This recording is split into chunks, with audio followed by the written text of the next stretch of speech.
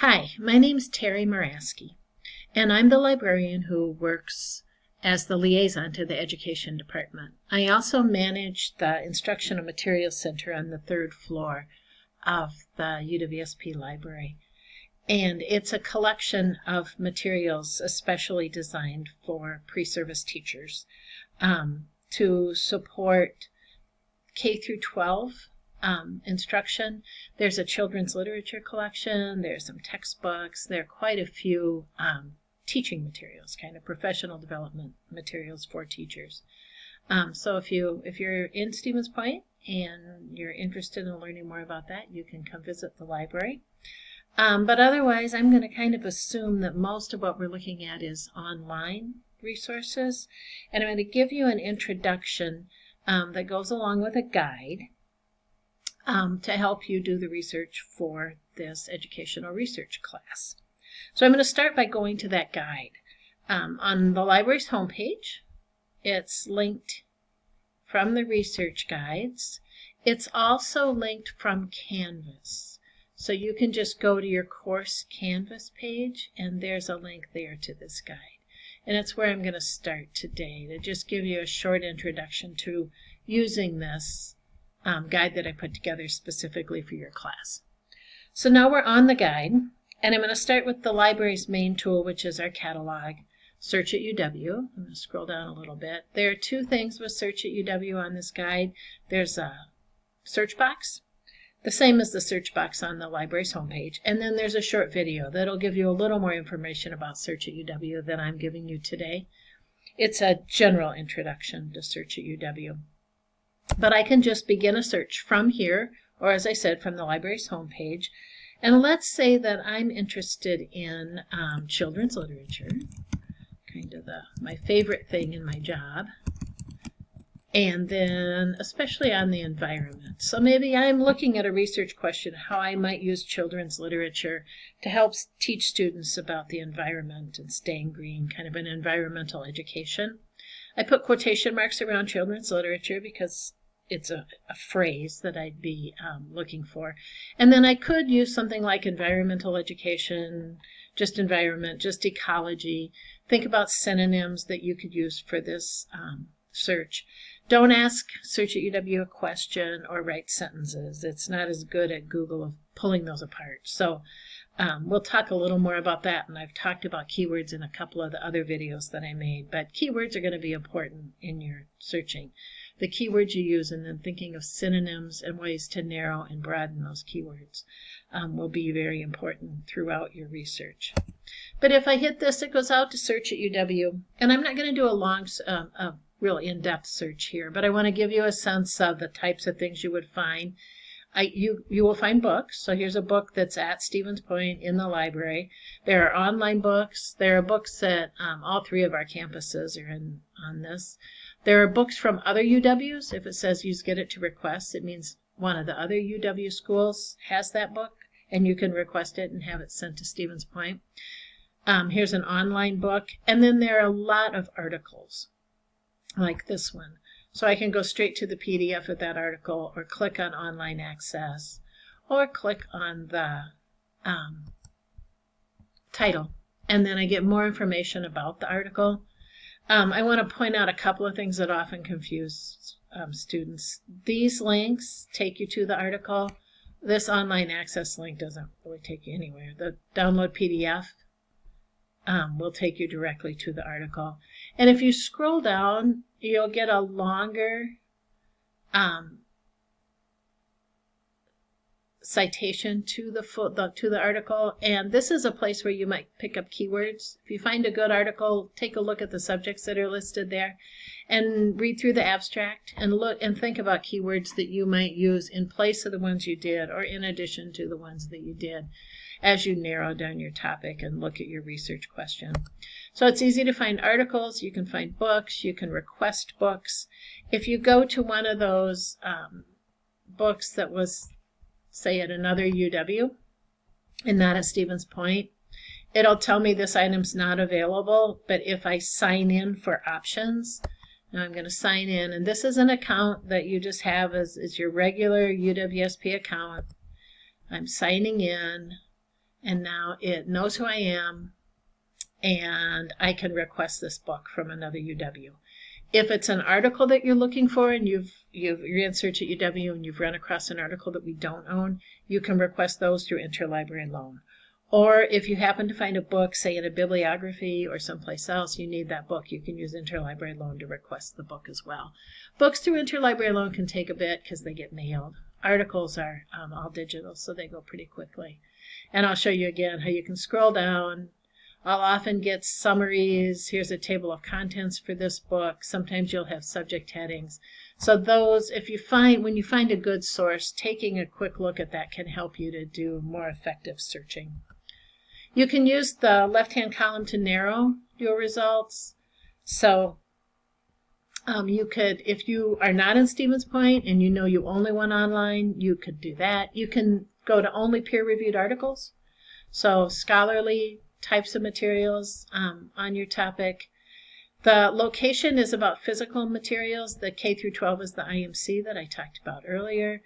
The creation date might be of help. And if you especially want to just zero in on all articles, not only peer-reviewed, but all articles, you could use that one. So easy tool to use. There is another video on the 707 page. This one is more general, goes into maybe a little more in depth. You could watch that as well. This is a video that's a short video that goes through the library's website. So if you just want an introduction to what's there and a general overview of the different resources that we have, you could watch that video. Here's a link to Google Scholar, another possible source for information. I wouldn't take your education topic and just plug it into Google. You're going to get so much different stuff. I'd start with these resources. Search at UW is very broad, very big, especially when it comes to articles. But Google Scholar can also connect you to good resources. For the most part, you'll probably be using articles. You may use a few books that you find in Search at UW. But to broaden your article search, I've given you a list of education databases. These 4 education databases are all in a tool called ERIC. And up here, I've put together a video that walks you through how to use, a tool called EBSCO, that walks you through how to use EBSCO, how to find things in the field of education, how to zero in your search. So I'd watch this video for sure and then try some EBSCO searches. The main differences between EBSCO and Search at UW are that there typically aren't very many books in EBSCO. It's almost all articles. I've picked databases that are focused on education in this list. If you go down to the second list, they're a little broader. The first one's very multidisciplinary. So if you've picked a topic that goes beyond the field of education or that's related to psychology or sports, you might try one of these, like if you're looking at coaching or something like that. Otherwise, I'd stick to the education databases and watch this video to find articles there. The other thing that happens when you're searching in EBSCO, Search at UW is focused on the things we own. It's our catalog, and you can get everything from there. Sometimes in EBSCO, you won't be able to get the article right away. You'll have to order it through interlibrary loan. And it basically gives you a find it, you'll see it in the video, and then you end up back in Search at UW making that request for interlibrary loan. So watch this video. That'll help you find additional articles on your topic. And additional keywords and more abstracts to read. So other ways to learn more about your topic. We talk in the library world about doing research and selecting a topic and then going through the process, especially an in-depth process like you're going to do with the literature review, to think of it as a conversation. Think about how the keywords and the concepts that you're looking at are talking to each other and growing and narrowing, and the way different articles that you find fit together, whether it's that they're looking at a certain pedagogy or a certain tool you're going to use, or whether they're broad and conceptual about something that you'd want to do with your class. So thinking about how they all fit together. Don't expect to find that perfect article that's exactly what you're going to do. You have to make them work together and merge them into the concept that you're working on. So in addition to this first page, there are some tabs across the top of this guide. I put in a couple of other getting started videos. These aren't videos that I put together, but you know, there's a lot of librarians in the world and we all use the same tools, so why reinvent the wheel? The first one is an introduction to literature reviews and doing research for a literature review. And it might be helpful in just understanding the concept and getting started and thinking about that merging of concepts that I was just referring to, not just making a list, but coming up with an answer to the research question that you've put together. And then there's one on choosing keywords that might be helpful.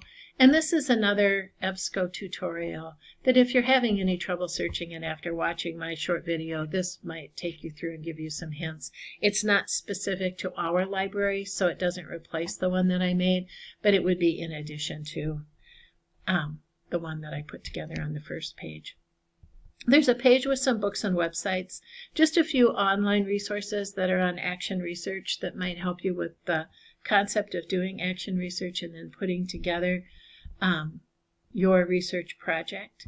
And then a few websites that are specifically about doing research in the field of education. As you put your lit review together, you'll need to become better acquainted with the APA style. This Citing Sources tab can help you to do that, and it really it covers all the styles that we tend to use at Stevens Point. The one at the top is APA, and this is just a handout that we put together at the library that can be helpful. It's short and sweet and will fit most references. For a more in-depth look at APA, I really recommend the Purdue OWL. It's a very nice tool and a really comprehensive website, and it has an APA formatting section.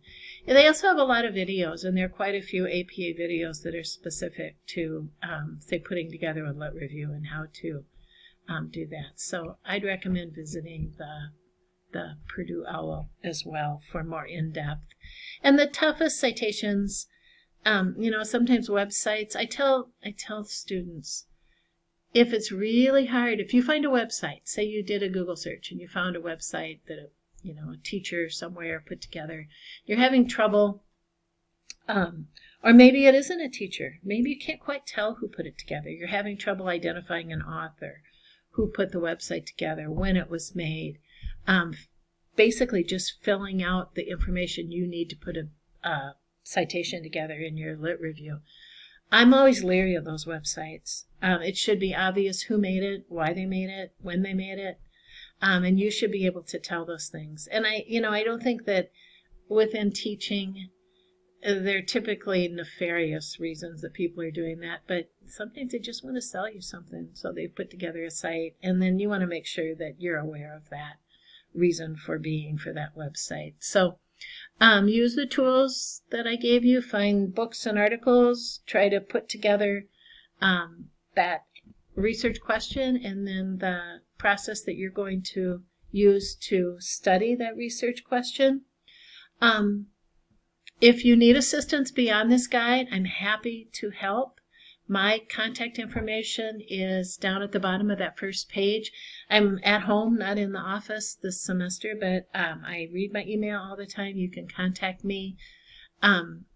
We could set up a Zoom meeting, get together. We're always happy as librarians to do a one-on-one session, a research consultation. So don't hesitate to ask questions, and good luck with your research and with the semester.